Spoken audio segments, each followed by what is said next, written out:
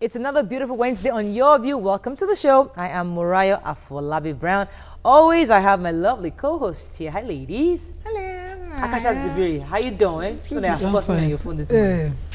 Are you here? Our hearts, okay, my heart is with the people of Mogijo, the corridor environs, and all those people, because we know that this is the show they watch, the show they listen to. We are asking the authorities to do the right thing, to make these people feel secure in their environment. That is all. But you were happy that somebody that they sent last month to my area, not to Ikorodu. Not to Ikorodu, but yes. At least your area. You know, I shouted out about needing last mile in my area. Right. And yesterday I took the bus, so I saw them doing everything, and traffic was light. In fact, it was free. So our government is listening. They are listening. So hopefully they listen to the Ikorodu appeal too. Yes, all right. so appeal. Topsy in the building. Birthday countdown Friday, taking us to Sheraton and Please, I don't do Sheraton. Singaporean. Yeah.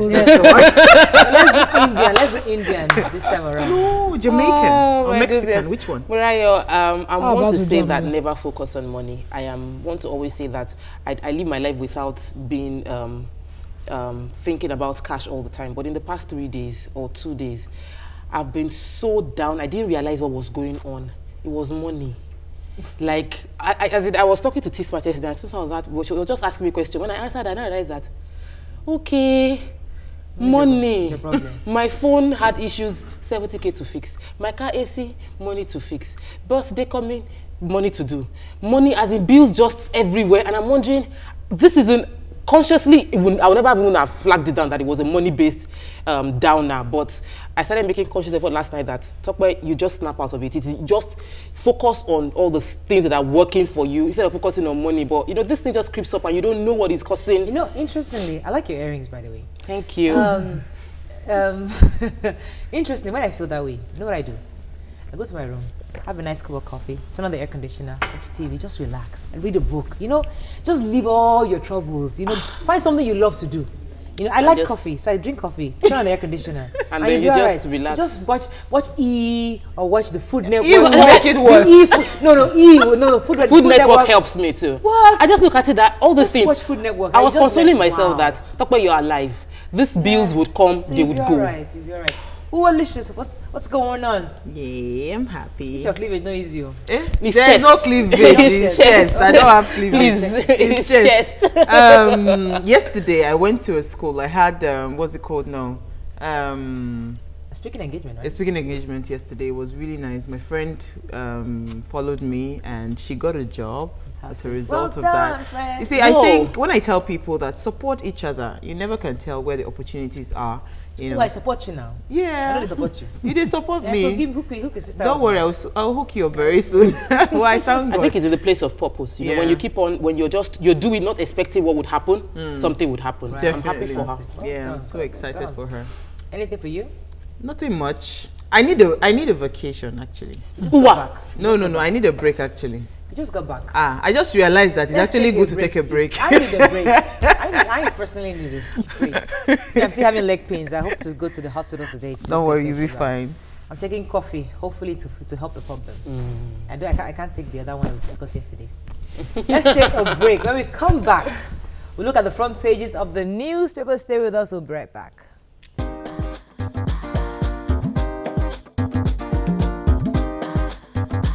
Stay tuned. Your View will be right back.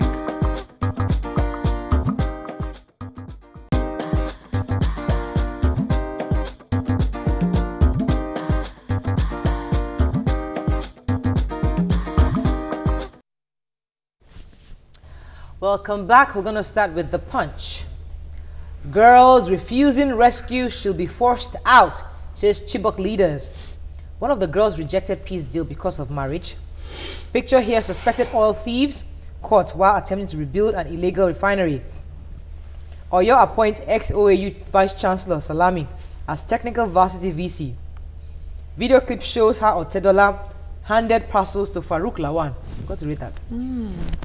SARS officers rob Unilag students of school fees. Mercia Igbe's husband remanded in Kirikiri prison. Benin, Niger paid 49 billion to Nigeria. Federal government seeks $5.2 billion from World Bank. That's Niger, actually. Benin and Niger. Right. Senate considers Buhari's leave letter. President calls Osinbajo coordinator. Egypt to build 250,000 barrels per day refinery in Niger Delta. National Assembly jacks up budget by 143 billion naira and passes estimates Thursday. And court dismisses 190 million naira fraud suit against Onrosoye. So the major headline: Chibok girls are refusing. Well, some of them are refusing to. Syndrome. We all know psychological attachment to. It's scientifically proven that people get attached to their report. The negotiator was saying that they had 83 girls that they negotiated for, but one of them refused to follow the others, insisting that she was married, she would stay with her husband. Right. And the parents are now the community. A leader of the community was thinking that why did you leave her? You should have forced her home and brought her to us, because this might be an excuse for government to relax on the remaining girls and say they don't want to come back later. Yes, and even some school of thought said even if they are saying that they don't want to come back, when they were abducted, it was a forceful abduction. Exactly. So can we still forcefully bring them back? Then when we have brought them back, if they now go with their two legs back to the location, you know that, okay, you brought them back and they went back. Who read the SARS story? Yeah. The Unilag student that was the Unilag student, his name is Ade Tokumbo, was reporting that he was going around Okota. SARS had arrested him and two other guys earlier arrested before him, and they made him pay 70,000, which that was on him his school fees. No, they took the other two to the ATM and made them pay 100,000 each, and he had to part with 70,000 in school fees that was on him. And he was saying that he's a clothier that he does, I think, tailoring or something, but he also is in school part-time in Unilag, and that was money he had raised for his school fees. He was actually on a bike, jejely on a bike. He was suspected. And the back driver now saw a bit of a commotion with all the SARS. He stopped. The guy actually panicked and stopped. He now got off, wondered what's going on. The SARS just grabbed him like that. And started saying that he's a suspected Yahoo. Yes, we see. Just because he has an iPhone. I've read something online where someone said that even his phones were searched. That we must understand whatever procedure the police needs to use to investigate people should be openly placed on the site, so that I can know what is acceptable and what isn't. Because I can know when they are crossing the boundary into. No, the issue was that he was with an iPhone. That how you that are on the Okada, how can you afford an iPhone? This is obviously an abuse, because we know the procedure the police must use to search a person. If there's suspicion of a crime, you can then search the person. But if this suspicion of the crime has been substantiated to the point that somebody reported, you need a warrant to search the person. Okay, moving on to the nation. They know. Osinbajo is acting president. Buhari's letter sparks row in Senate. Different quotes here from different people. Uhuabunwa said, I don't think in our constitution we have anything like coordinating president or coordinating vice president. It's either you are vice president or acting president. Then Lawan says, any other word in this letter or indeed anywhere else is irrelevant. Mr. President has done what the constitution requires him to do. I urge the Senate not to go ahead to discuss this. And Falana said, once a letter is transmitted to both houses of the National Assembly by the President that he is going to be away, the Vice President is automatically the acting President. So you guys can take any quote that you choose. National Assembly raises budget by 143 billion, and Chibok community to government force girls out of terrorist den. I had read the National Assembly budget. They said that they actually increased, I think, the recurrent expenditure from 2.99 billion to 2.98 billion to 2.99 billion, and the statutory transfers from 119 billion to 434 billion, and they also increased debt services and other charges. So that's what the total is, about 143 that has been increased from the budget that was submitted by the presidency. The Osinbajo as acting president story. Oh, I did. Okay. Yesterday, the Senator Ohabua raised in plenary the issue of coordinating president will be coordinating government. Governance. He will be coordinating government. That was what the letter stated. And he raised that issue, coordinating, and saying, okay, is there anything like coordinating president? And you know, the majority leader now, Lawan, came out to say, what is the wahala about? Whether coordinating, this is a letter. And thank God, the SN, the legal cell, came out to say, this man said, in compliance with section 145, 145, whether written or not, automatically when the president is not able to do his job, automatically the vice president becomes acting and he even quoted the section in the letter. 145, yeah. So as far as he has quoted it, I wonder the mischief going on in the minds of our representative, because why would you read a letter and decide to take out coordinating? A president coordinates government. The acting president coordinates activities of the government. That's what you do. Compared to what the previous letter said, the vice president will perform the functions of my office. So the first letter says he will provide the functions of the office. The second letter says activities of the government. Did you see the drama that went with the first letter in January? Because of that drama now, the person that wants to seek it, let me just clearly say what he will be doing. If he's acting in my office, he will be coordinating. There are more important issues for them to fix. But you know, they have a dictionary. They have an acting president, so let them just deal with it. Busy. I'm telling you, they don't have work. We'll come to the how less busy they are, because there's another area that there's another topic I want to talk about. But let's move on to Vanguard. Oprah as Buhari tags VP coordinator in letter to National Assembly. Queen's College reps indict Education Ministry, summon the minister. 82 Chibok girls, why we help Nigeria negotiate with Boko Haram, says Swiss government. And National Assembly increases 217 budget by 143 billion naira. I want to quickly talk on QC. The principal was invited by the house to come and give an account. I think the board that is associated with education, they invited her to give an account of what happened, and she came out to say that she had written several letters to the education ministry telling them the state of the situation of what's it called, Queen's College, that was not attended to. So now she's indicting the education ministry, and they are inviting the minister for education. The reps committee on education had this. They also invited all the past principals and the PTA chairman, and all of them were saying. In fact, one particularly indicted the technician from the ministry, saying that he was actually supposed to he was paid 39,000 naira monthly to clean the routine maintenance, to do a routine maintenance, but he never did.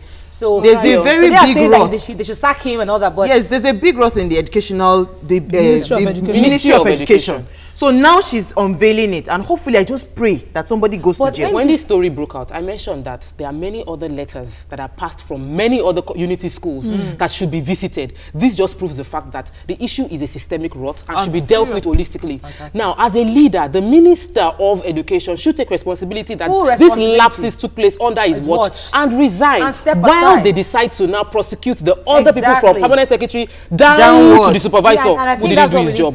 To call on. You said it perfectly well, Tokwe. These are our acting presidents. Hopefully he can help us get that job, because this minister needs to really step aside. These 2 children is too many. Three children too many. Too many die. Crazy.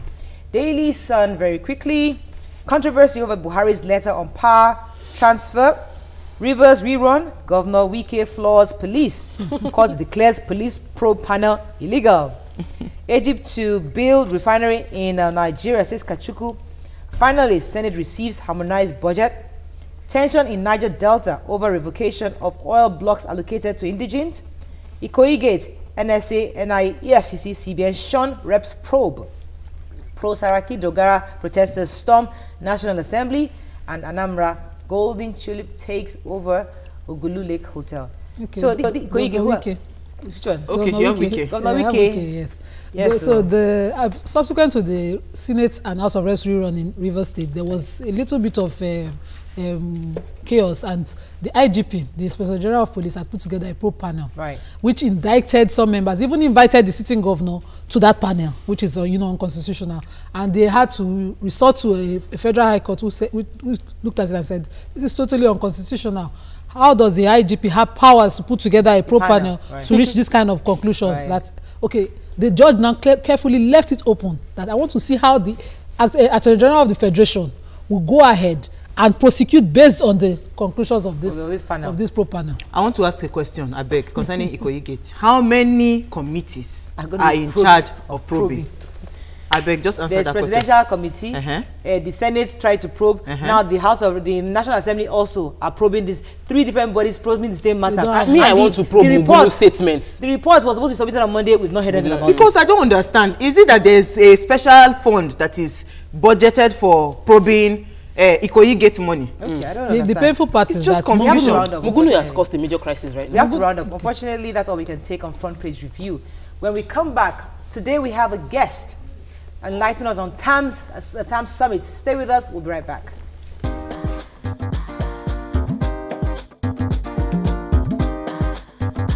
Stay tuned. Your View will be right back.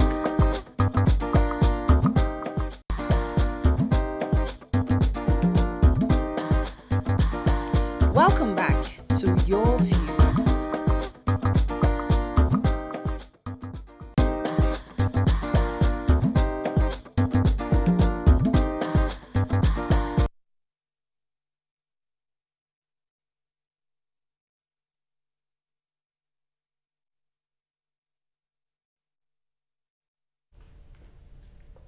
Thanks for staying with us.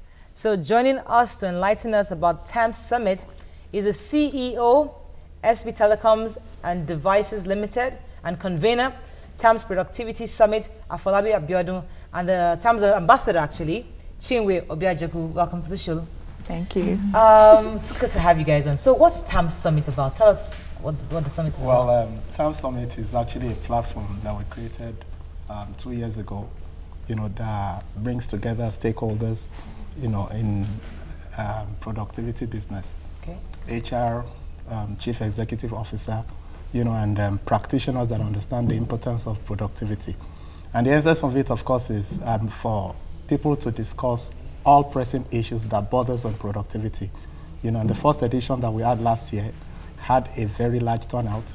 As a matter of fact, the professor of Lagos Business School, Dr. Chris Ogbeche, was the first keynote speaker, and we had, very large turnout that had very good effect on all the audience. Right. How did you conceive this idea, and what's the goal? What is your target audience? Well, the idea of TAMS Summit, I think is something I can trace back to my upbringing. I'm an individual that's very passionate about productivity, time management, and I think I would give that to my parents and the humble upbringing that I have. So looking at it in the context of Nigeria, how can we move our country forward? Productivity is central to it. Time management, factor number 1. Okay, and I look at it that for some reason Nigeria, we've embraced this culture of African time, and we pride ourselves with Africa. For every event, African time. Yes. So I felt if we can address this, syndrome that I think is a myth, is not our culture, we can move the country forward. And if you tackle the problem of African time, then you're also solving the problem of productivity that can, move our country forward, as a nation. So we conveyed the idea, TAMS Summit, let's bring people together to discuss the issue on productivity. Okay, I would like to ask Chinwe, she is an ambassador. Yeah. So what's like the feedback you've been getting from participants at the this TAMS event, summit here? Well, I would say part of what he has just said, because this actually, or how did it affect you? Let me put it that way. Yeah, people see you like people see you more seriously because they know that you keep to time. Do you get? So anything like in my office, if they want to do something and it's time constrained, they just immediately fix you. Like they know that with you, it's gonna go well. So I've been getting a positive feedback as in, you keep How did TAMS locate you? How did you emerge as the ambassador?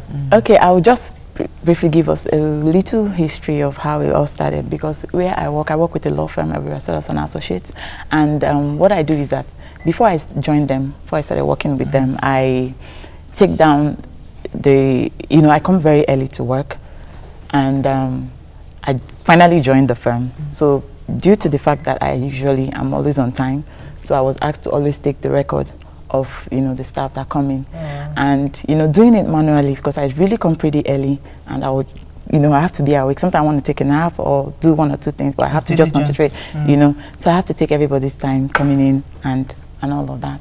So a friend came in to the office and met with my boss, and he was with a paper, and we saw the advert of the time management system. So she was like, oh, Chinwe, saving grace, because you know you have issues. Why did you put me at this time? I'm early, and you know, we had that issue. So this came on board for us. So it was like a relief. Okay. And, you know, I would like to ask you, like, how do you make your selections? Like, well, what organizations? You know, and how many can you take per time? Well, the uniqueness of TAM's platform, you know, is a technology-driven solution. You know, you're using technology to track people's productivity. You know, so you have, we have well over 1,200 organizations on the TAM's platform now. Wow. And we have them all over. We have some in Ghana, we have in Guinea, Liberia. You know, so there's a device that is connected to the web application that tracks first when you get to work. Then we also have this productivity metrics. So there's no rigging? No rigging. 10 productivity metrics. You self-appraise yourself. Okay. Your direct supervisor appraise you. And that is now compared with about 120,000 other employees on our platform. You know, so it's a combination of punctuality, productivity, your own self-assessment, and your supervisor's assessment. That brings about the most punctual 15 individuals. Now, for the organizations, they also, at their own level, celebrate the most productive in their own office. Yeah. You know, so these are the ones that are compared together, and we have the 15 we're celebrating. Yes. Okay, so you're obviously your company, this TAM's initiative, you're supposed to work together with the internal activities of each of this company. Yes. So are you trying to encourage workers to work better? I see you mentioning time over and over again. Like, time is one of the only thing, but you also measure productivity. What are the other things you use to ascertain, measure? You know, so like I said, we have 10 productivity metrics. Okay. You know, it's actually a metrics that we came about bringing HR practitioners together. That if you want to do an assessment, I mean a summarized assessment of an individual to get their productivity, what do you need? So they gave us the 10 metrics, you know, which has the input of all the HRs on our platform. Now, so these 10 metrics, as an individual, some people call it 360 assessment, but it's a summarized version of it. Assess yourself. How have you done, you know, for 2015, 2016 year? Then that's with your direct supervisor. This individual you're supervising, in your own opinion, how has it done? That put together with 40% of your punctuality record, consistency, that confirms that you are not absent at work, you are not late to work, you're doing what you should do. Maybe by understanding the TAMS stands for an acronym for something. What was it? Yes. What's it? You know, so TAMS, you know, it's actually a time management focused HR application. Right. But the TAMS there is time attendance management solution. Yeah, so that's why it's more of a... So companies deploy this solution into, as in they pay to have this. They pay to have to ensure that their staff work better. Oh, okay. Nice. All right. So in this Buy Nigeria time that we're doing everything made Nigeria, why Dubai? Why Dubai? Very good question. Well, the first edition was in 2014. In fact, I'm a Nigerian person. I'm very passionate about Nigeria, you know, and we actually itemized all the tourist destinations in Nigeria, Obudu, Yankari Game Reserve and all that. So the first one was to Obudu Cattle Ranch. So what we observed, you know, for those that went to Obudu, work was still chasing them to Obudu. Their phone was on and all of that, you know.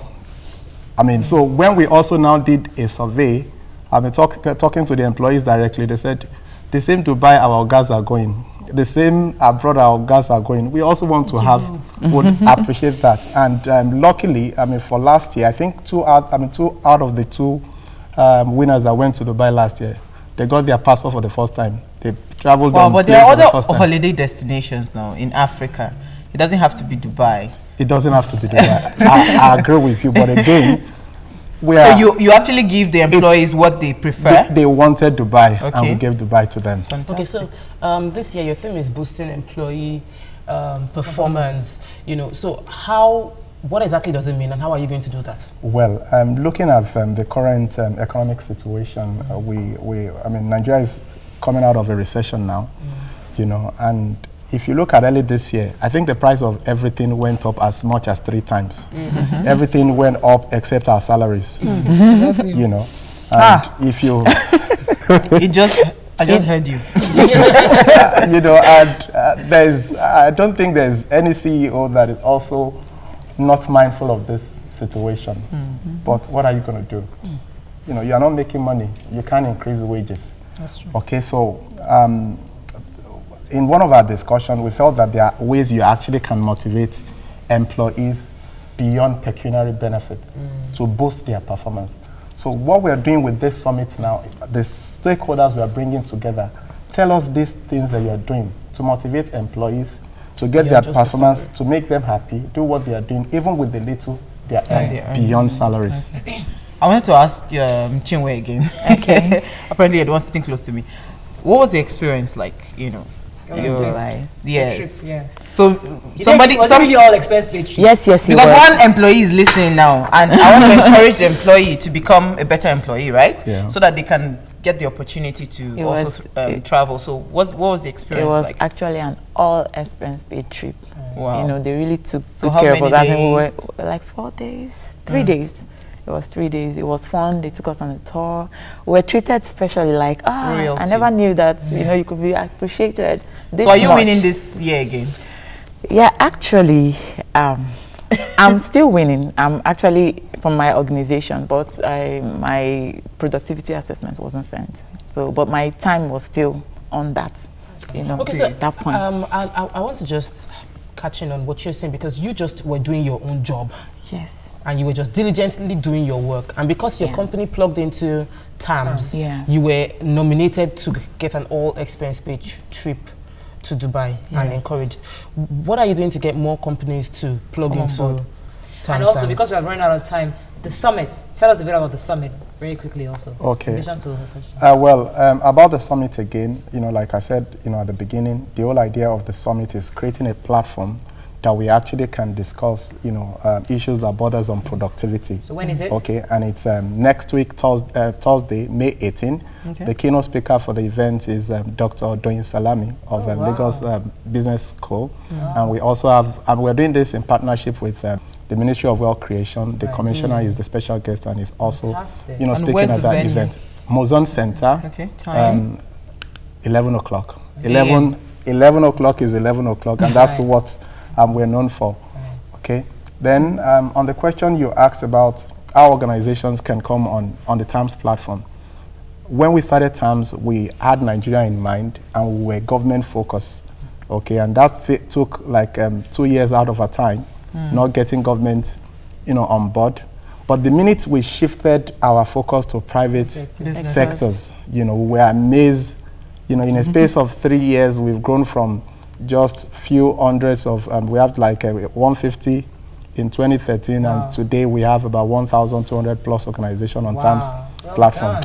You know, so one thing we're doing, especially on employees and appreciating them, is also for employees to understand that it's not a punitive measure. Okay, if you're putting in your effort, you deserve to be appreciated. We have to round up now. Thank you very much for coming. Thank you for your time. Here. So hopefully next week Thursday, Musan Center, 11 o'clock for the summit. All right? Thank you. That's all we can take on this segment. When we come back, giving hope to those who are physically challenged. Stay with us. We'll be right back.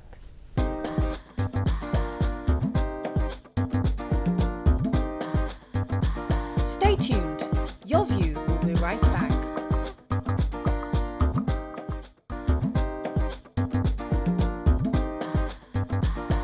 Welcome back to Your View.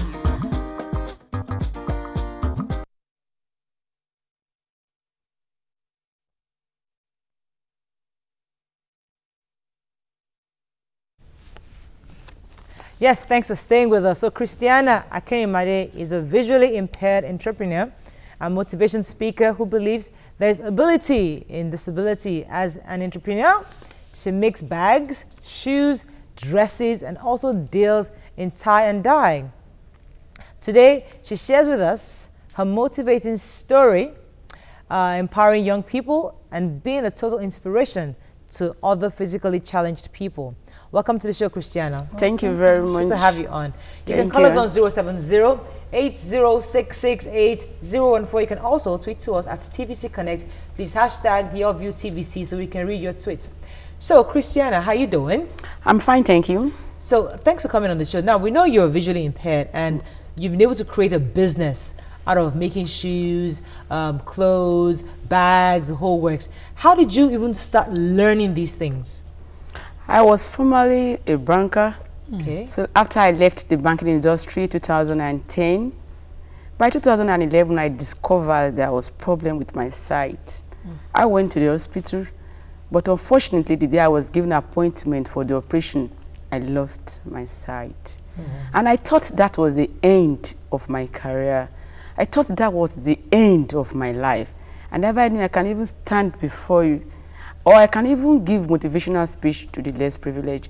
After about 4 or 5 years, I was at home for 2 years, 4 years, doing nothing. I was only sleeping, crying every day. Wow. When I have a headache today, tomorrow it will disappear, the next day it will come. Until 2015, I went for rehabilitation in a vocational training center for the blind. Wow. at Oshodi. So that was where I was rehabilitated. I graduated that same year. I started my business in 2016 and I registered it.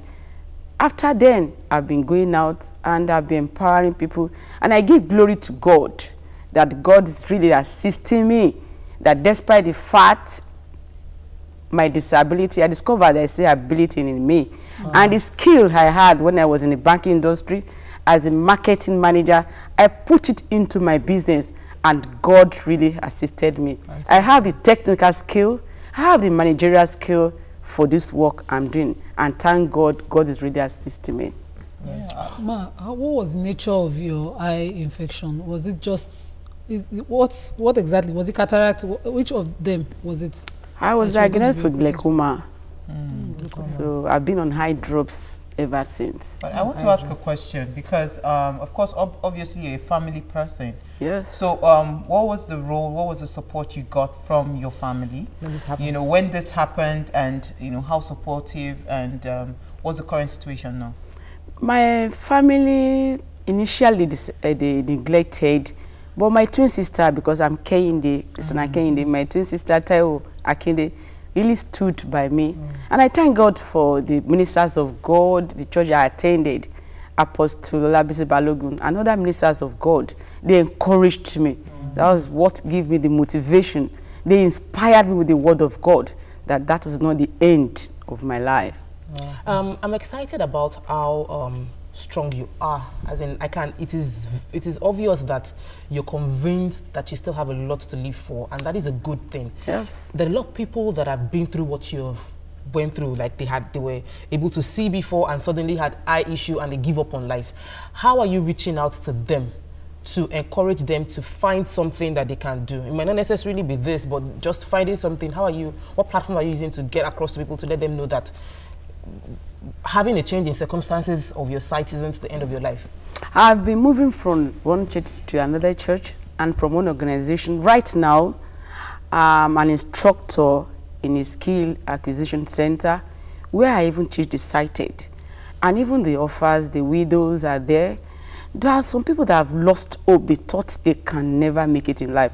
I do encourage them and they are very happy. I give training courses and I train them even free and empower those people in my area with the little ones I have. It's actually very interesting to know because I'm really excited about the fact that you went somewhere in Oshodi where you were trained. Yes. Because sometimes you hear about these facilities almost as though we don't get the results. There's a lot of empowering programs out there. Women feel that they're empowered, but nothing really happens. So I'm happy that you're a success story from that. Now, what's your assessment of the result of some of these empowering programs, vocational centers? What do you think they're very effective? I mean, yours was obviously effective, but for other people out there, do you think it's been effective? What factors helped you progress from just getting the skill and then actually turning into a business? What's the response of other people to it? How do you think people respond to using those places? Okay, for coming to a vocational training center, some, as students, not everybody will go there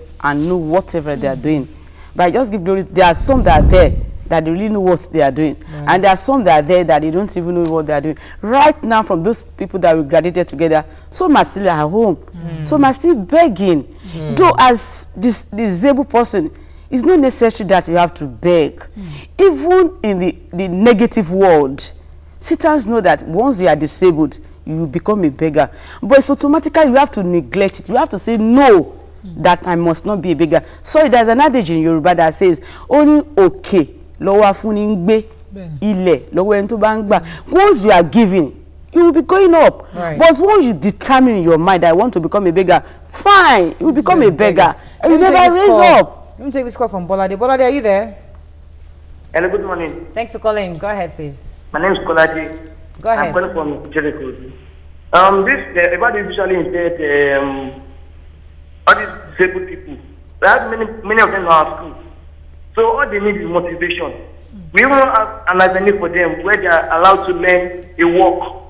Sometimes they'll gather all of them together, give them motivational talk. Those begging on the street, they are the ones that try to put themselves in that position. If not, you want to very, very great in life, you are trying to go outside in your own mind. Because I know many lawyers who are visually impaired. Right. Yes, a lot. So it depends on who you want to be. Thank you so much, Kolade. I would like to know why you decided to be an entrepreneur. Because, of course, you do this, but the business side of it, why did you decide to do all that? Is it because of home responsibility, you know? As I've told you earlier, by my background as a learning person, I worked in the bank. And you know, when you're working in the bank, all this system, you have money there, you always give up. So that one has always been in me. So for 4 or 5 years when I was not working, I was begging, I was calling friends. Some friends would not even pick my calls when I called them again. Right. So I was not having in mind, if God should give me the second chance, if I should be able to make it, I will empower people. Okay, so I love giving out. I love working. One of the things you said that excited me is that you trained even those that are sighted. Yes. And it's exciting because a lot of people just focus on somebody. Adebayo Knight in title says, your guest is an inspiration. She took her time to empower herself instead of dwelling in self-pity. Right. Yeah. How has it been being a teacher? How has it been inspiring people? Initially, as a teacher, it was not easy when I got to the classroom. They thought that they never expected anything good from me. They are just looking at a blind woman, what would she teach? But when I handled it, I said, lawyer, turn to the right, turn your hand to the left, and I was doing the way they are doing. And they could see the beautiful things like this now. I started this one 2 days ago. Look at what I've done.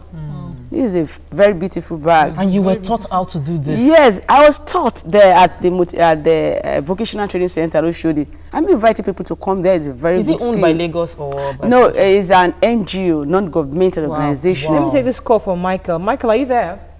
Yes, ma'am. Thanks for calling. Go ahead, please.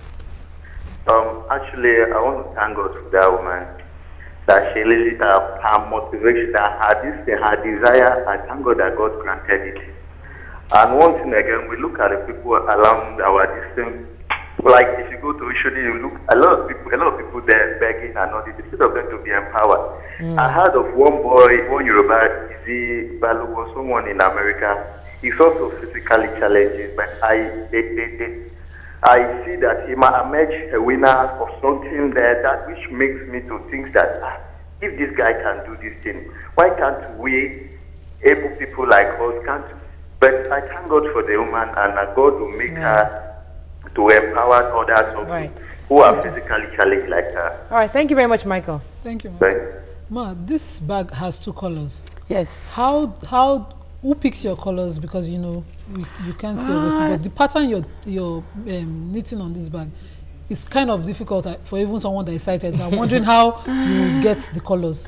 Well, it's just good. You know, we visualize something a lot. I can visualize 3 colors, and in now me, I will know that those colors will be beautiful.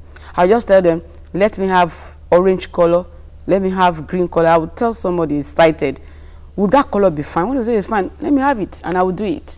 Now, I want to even ask about the business, because you know it's important that you're doing business and you're also profitable. How profitable? Yes. So I was gonna, but there's a bit of time restraint. Like, what is the profitability? And I see some of those products, they are good, but I'm not so sure about the quality. So if you were given an opportunity, like say somebody wants to sponsor the business, you know, what are you looking at in terms of investment, how to start up the business, and how profitable is it?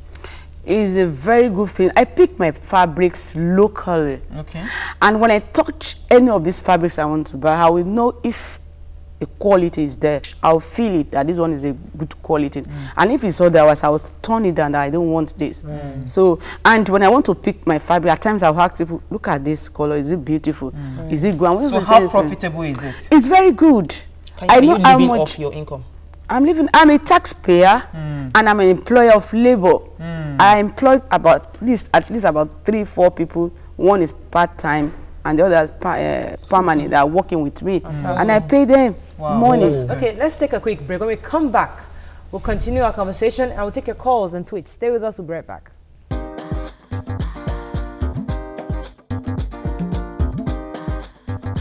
Stay tuned. Your View will be right back.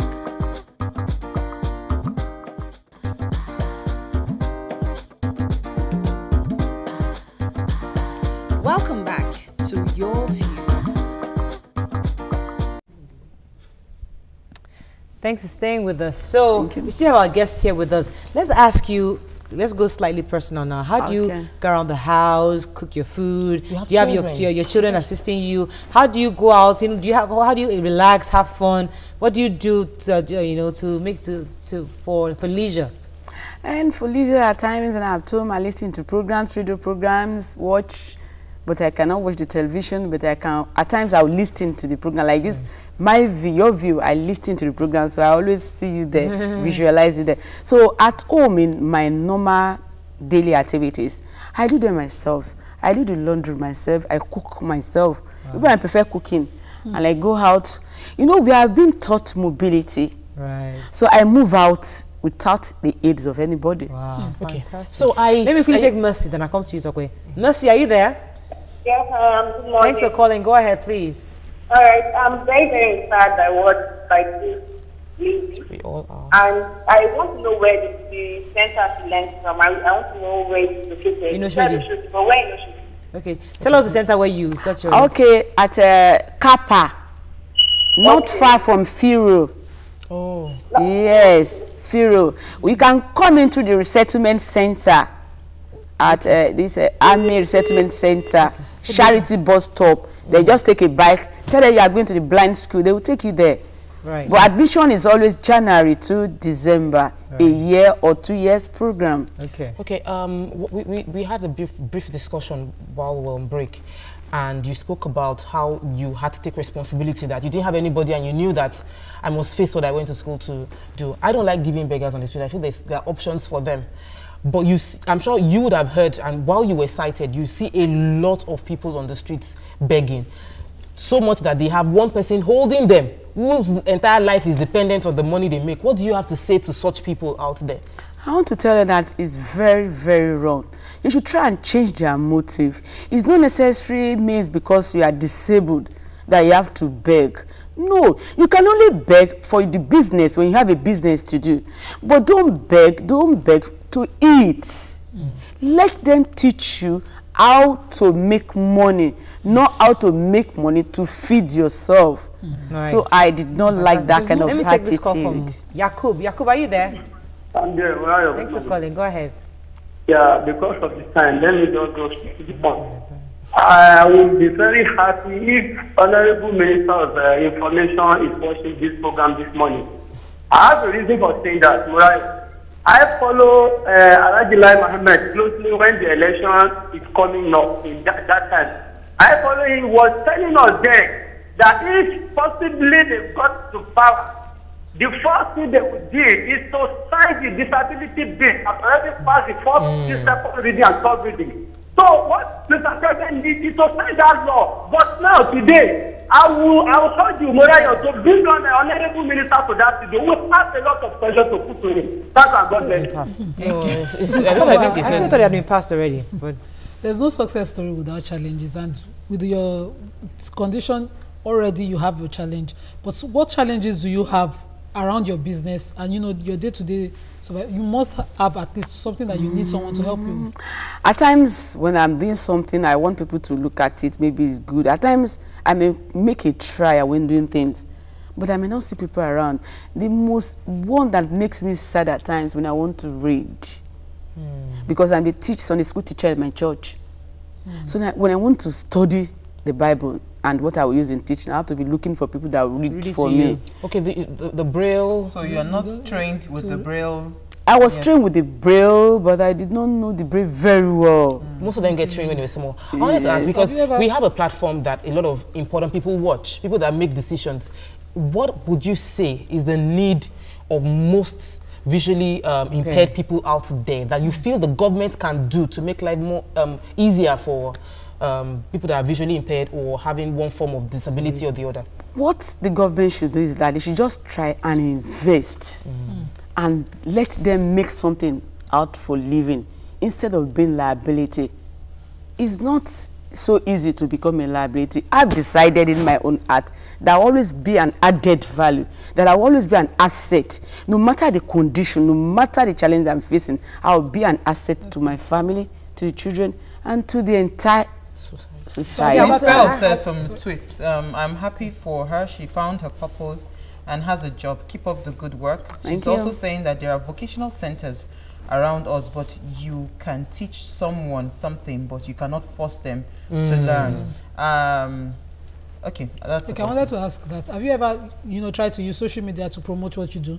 Or is, not really, most of the time. Okay. So we get somebody to help you to put this thing, upload them for you online, so we can actually reach you. I spoke to somebody who was visually impaired some years back, and he was telling me that when I was asking him, like, okay, what's the good side of this experience, and he was saying, around, in honest, that he never thought about that question, but for him, one of the best part of not being able to see is being able to be shielded from a lot of things going on out there.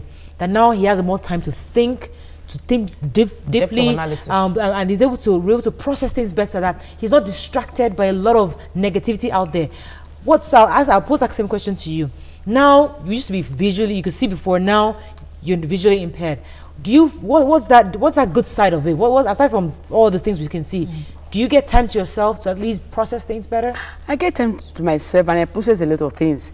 Because at times, even when you are even abusing me, maybe I just look at it, I did not even see you. So I don't even get distracted. Right. Then I thank God for the Lagos State government, the BRT. When I enter, I don't pay. Oh, so it makes my transport when I'm going out, it's very easy. So and when I go to the bank, they give me that VIP. Really? If I just get there, they will just, madam, what do you want? I'll tell them this is what I want to make a lodgement. So yeah, they will just take it down. So at times it makes it's not also bad. She's focused on the positives, and that's one thing about like we must focus on what is positive. Yes. Before we run off, because I know we're out of time. I'm so motivated. I'm really.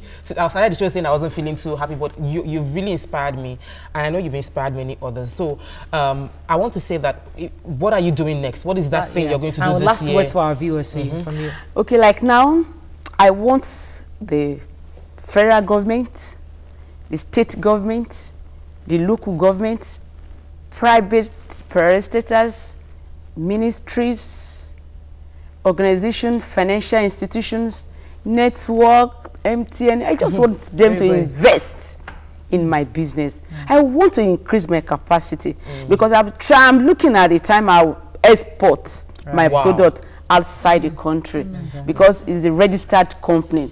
So I want people to patronize my product. Definitely I will tweet your number so the people can reach out to you based on this show on Facebook. Thank you so much, for coming. Thank you very much. I appreciate you. Bye-bye, everybody. That's all we can take on the show today. I hope you were inspired just like we were.